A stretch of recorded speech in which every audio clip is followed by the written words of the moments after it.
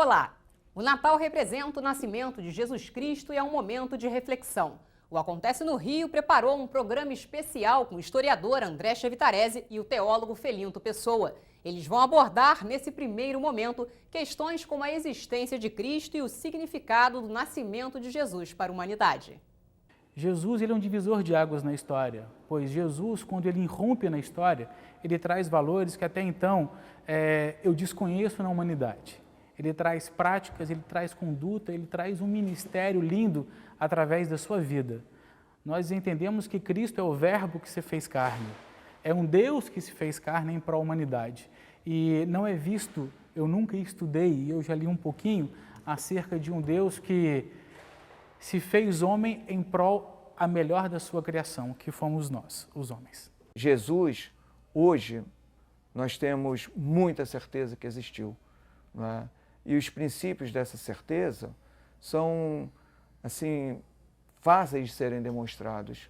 É o que a gente chama a metodologia da múltipla atestação.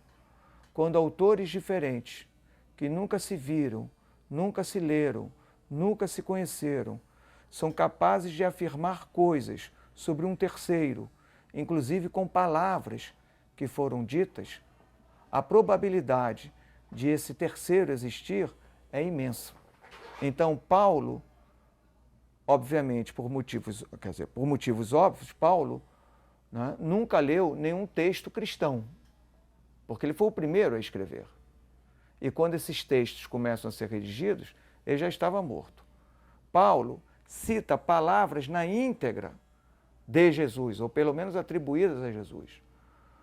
Um autor como Marcos, o Evangelho de Marcos, que nunca leu Paulo, nenhuma epístola de Paulo, cita palavras, as mesmas palavras, na mesma sentença, na mesma ordem, atribuídas a Jesus que Paulo citou. Dois autores que nunca se viram, que nunca se leram, estão falando de um cara, dizendo que esse cara falou, a probabilidade desse cara ter existido é enorme. Agora, Joséfo também descreve essa figura, essa personagem chamada Jesus. E o que ele fala de Jesus, né, apresenta algumas convergências com o que os evangelhos falam.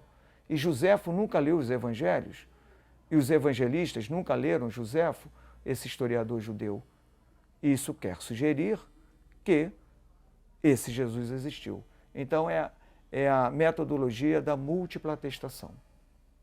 E isso, são poucos os indivíduos, no passado, até o século XIX, são poucos os indivíduos passíveis de serem comprovados, né, porque tem mais de uma pessoa falando sobre eles. Um velhinho de gorro, vestido de vermelho, num trenó puxado por renas voadoras? Parece um pouco insólita essa imagem, digna da imaginação mais fértil de uma criança. Mas tudo tem uma explicação, assim como as comidas típicas e a data escolhida para o nascimento de Jesus, 25 de dezembro. O historiador André Chevitarese e o teólogo Felinto Pessoa explicam como todos esses símbolos se constituíram ao longo do tempo. A figura do Papai Noel, ela tem sua origem em Nicolau. Nicolau, que foi um cristão final do terceiro século, início do quarto século, nasceu na Turquia e ele tinha por hábito presentear famílias de baixa renda, deixando um saquinho de moedas perto da chaminé.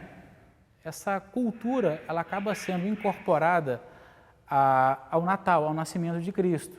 Então, há uma interação entre culturas onde vai se criando esse Natal que nós entendemos hoje. É um processo que, ao longo de 2000 anos, foi gestado, esta configuração natalina que nós temos no século XXI.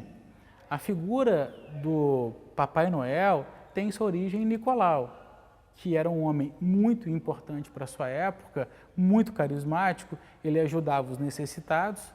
Com o tempo, ele foi canonizado pela Igreja, ou seja, e é interessante vermos isso dentro das expressões de fé cristãs, onde legitima-se um cargo, uma patente, não é, para ressaltar a credibilidade. Nicolau se tornou São Nicolau. Ele, juntamente com o nascimento de Cristo, o Natal, não é? Eles vão dando uma nova forma, um novo contorno ao que se chegou em 2014. Se nós vermos a questão das renas, isto é um fruto recente, é da década de 40. Se nós temos o Papai Noel, é aquele que leva os presentes, existe um trenó onde ele carrega os presentes, quem vai transportar esse trenó? Aí que configurou-se uma rena. Elementos como castanha e nozes são incorporadas ao Natal, pois é uma estrutura alimentícia da Europa. E esses frutos se dão em maior intensidade justamente no final do ano. Era incorporado a uma dieta alimentar. Se nós pegarmos no caso do México ou da França, tem um salpicão. Se nós pegarmos no caso do Brasil, tem a farofa e a feijoada. E a feijoada hoje é um elemento novo na mesa de muitos que ceiam. Então é uma incorporação natural de interações culturais que foram acontecendo e dando ao Natal essa beleza multicultural. Quando nós pensamos, não é, no Natal, na comida, nos presentes, no Papai Noel, na data do dia 25 de dezembro, é uma data excelente para a gente exemplificar bem. Não é? Os mitraístas, os seguidores do deus Mitra, tinham essa data de 25 de dezembro como absolutamente central para a sua religião. E não é uma religiãozinha qualquer, ela se fazia presente, muito bem estruturada, muito bem instalada nas grandes e médias e pequenas cidades da bacia mediterrânea. E essa data do dia 25 de dezembro estava colada ao Deus Sol, que tem uma vinculação importante com o mitraísmo. E o que significa 25 de dezembro como o nascimento de Jesus? Isso não é bíblico. Isso não pertence a um texto do Novo Testamento. Isso é teologia posterior. Não é? É o equinócio de inverno. Pensando no hemisfério norte, é quando, não é, a noite é a mais longa. Isso é quando nós nos deparamos com menos luz ao longo do dia. E colocar Jesus para nascer no dia 25 de dezembro é vinculá-lo ao Sol, ao Hélios, ao Deus solar, que quer dizer que no âmbito daquela escuridão, uma luz vem para brilhar e para apontar um caminho. Então isso mostra que, enquanto setores desse movimento multifacetado de Jesus, os cristianismos, setores desses cristianismos, não toparam negociar com movimentos politeístas, outros campos mais majoritários toparam negociar e trazer um conjunto de práticas religiosas que não tinham nada a ver com Jesus, nem com os primeiros movimentos de Jesus, mas que foram sendo agregados, porque ao agregar essas festas, eu também estou agregando pessoas para dentro do movimento. E claro, aí é um antropólogo, Marshall Sahlins, que pode sistematizar bem essas ideias. Todos os dias, cada indivíduo se transforma para continuar sendo ele mesmo. Então, os influxos de informações que nós recebemos cotidianamente são de tal ordem que, sem a gente perceber, a gente se modificou. A gente se transformou. Porque se a gente não se transformar, a roda da história nos esmaga, passa por cima da gente. É simples assim. Quando chega o Natal, as lojas ficam cheias, todo mundo correndo para comprar o tradicional presente para a família e amigos. A celebração cristã foi ganhando contornos cada vez mais comerciais e o significado do Natal mudou. Eu diria que hoje a essência natalina, ela em sua maioria se perdeu. Natal hoje é um feriado, é um prazer em estarmos confraternizando com os nossos familiares e amigos e, ao mesmo tempo, a troca de presentes. E não se celebra o Natal como o nascimento de Cristo. houve uma incorporação de uma estrutura capitalista para se aproveitar do Natal. O próprio Papai Noel que nós conhecemos hoje, ele é uma construção em parte da própria indústria da Coca-Cola, não é? Que na década de 30 acabou configurando as cores do Papai Noel com as cores da Coca. A partir daí nós temos essa figura natalina. Eu acho muito lindo férias, assim como o prazer de estarmos em família, assim como nós trocarmos presentes. E a troca de presentes, só uma observação, ela foi largamente instituída no crash da Bolsa de 29, onde já havia o hábito, não é, de presentes natalinos. Com a recessão, começaram-se a trocar presentes para ter um momento de agrado a um dos seus pares, a um dos seus familiares. Então incorporou-se a troca de presentes. E é bonito agregar ao ritual do Natal tudo isso que eu listei. Mas a essência, que é o nascimento de Cristo, se perdeu. Para a própria teologia, o nascimento de Cristo é um ritual que não emplacou na história. Se nós pegarmos ao longo da tradição cristã, a cruz, sim, a morte de Cristo, é um ritual que normalmente, dominicalmente, as igrejas cristãs a praticam. O nascimento ficou restrito a dezembro. Hoje, nós temos uma ênfase muito grande no sujeito, na individualidade. E isso é uma marca muito grande se se pensa, não é, esse século I, onde a vida era mais comunitária. Quer dizer, o peso não estava no sujeito, estava na comunidade.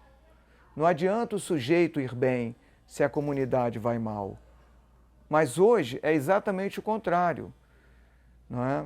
Não tem o menor problema as pessoas irem mal. O importante é que eu estou bem. Então isso marca um contraste. Mesmo você sendo um cristão, só o fato de você reforçar a individualidade em detrimento do próximo, que são os outros, já invalida em muito essa percepção de Natal. Então perdemos o verdadeiro espírito de Natal? Vamos encerrar este programa especial de Natal fazendo uma reflexão sobre essa data tão especial para todos, independente da religião. Tenha uma boa festa, tenha o prazer em celebrar em família e um descanso, e ganhe presentes. O Natal hoje, ele tem este formato, ele tem essa configuração, até mesmo como um processo de final de ano, e que 2015, no nosso caso, seja um ano repleto de alegrias e paz. Ou seja, é uma data cívica, praticamente é uma data que faz parte do nosso calendário cultural e social, e nós temos o prazer em vivê-la. Então, quando alguém me transmite um Feliz Natal, eu entendo que a pessoa diz para o felinto: olha, ganhe presentes, descanse e tenha o prazer em estar ao lado da sua família. O fato de você desejar o Feliz Natal a alguém é porque você acredita, se é que o cara lembra disso, você acredita ver no outro Cristo.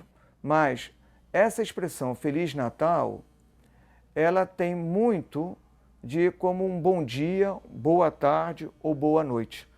Quer dizer, num contexto próximo do Natal, você olha para esse alguém, né, e às vezes até comete gafe. Porque se você está diante de um amigo que, por exemplo, é judeu e você nem sabe que ele é judeu, e lhe deseja um Feliz Natal, não é?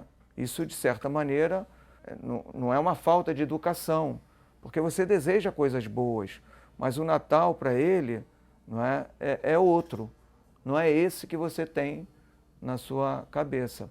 Mas eu acho que é muito mais uma expressão que a gente fala, não é, da boca para fora, do que propriamente para ser uma realidade efetivamente vivida e que seja objeto de transformação da vida daquele indivíduo. Porque na radicalidade, um Feliz Natal, não é que a justiça, que a paz e a fartura sejam norteadores de um mundo que precisa ser construído, e não um simples Feliz Natal. Quando eu desejo o Natal para uma pessoa, eu entendo que foi um rito começado no século IV, mas eu assimilo esse ritual como um homem de fé e enquanto prática religiosa. E eu desejo a todos que tenham um excelente Natal, ou seja, trocas de presentes, que tenham momentos em família, que desfrutem da ceia, mas que não se esqueçam que o principal do Natal é o nascimento de Cristo. É o nascimento de um Deus que se fez homem, aquele que primeiro nos amou, que por nós morreu e trouxe um referencial de vida lindo. Ao desejar a vocês um Feliz Natal, eu desejo que vocês comunguem da paz e dos ensinamentos de Cristo. Para mim, um Feliz Natal é exatamente ter a esperança de que a vida pode ser muito diferente do que ela é. De que as pessoas podem ser felizes na sua inteireza, no aqui e agora. Basta querer transformar essa realidade extremamente injusta que aí está por um mundo bem melhor. Então aí o Natal ganha todo sentido. Um Feliz Natal para todos e o Acontece no Rio fica por aqui. Você também pode ver este e outros programas no site da Câmara. Acesse câmara.rj.gov.br. Até a próxima!